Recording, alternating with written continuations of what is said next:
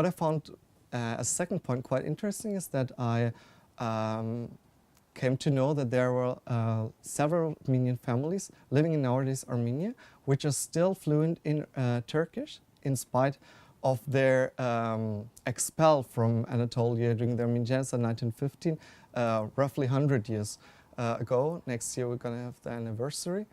And the interesting question in this regard for me was actually to see like what influence multilingualism had on how they reconstruct their memory of the Ottoman Empire, the memory of the expel, and their own role in Cilicia. And in that regard, it was very interesting for me to see that Armenian Cilicians living in that region were very well integrated in a different network of both Muslim and Christian families that even Turcophony as in the sense of a monolithic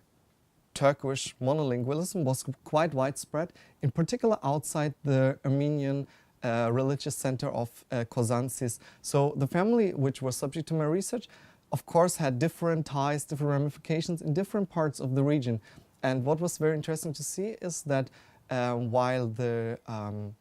urban environment of Sis, or nowadays Kozan, was dominated by Armenians, which were at least multilingual, Armenian and Turkish. We see that in mainly of the agriculture of the rural areas, Turkish, or to a less extent Kurdish, emerged as the, we can say, lingua franca, as the most widespread language used by these Armenians, which also shows that our current categories of Armenian-speaking Orthodox Armenians, Christians, and Turkish-speaking Muslims is actually insufficient to understand the very outset of the violent events that culminated in what is known as the Armenian genocide. So the interesting thing in that regard is to see that how far we have to remodel our understanding of history under consideration of the multilingual outset of Anatolia at that time, and in particular the region of Cilicia, in order to understand really how disruptive and how devastating changes took place in the time of the national movement, and how actually the very event of violence created the identities of the Turk and the Armenian as we know it today. So I think that was one of the main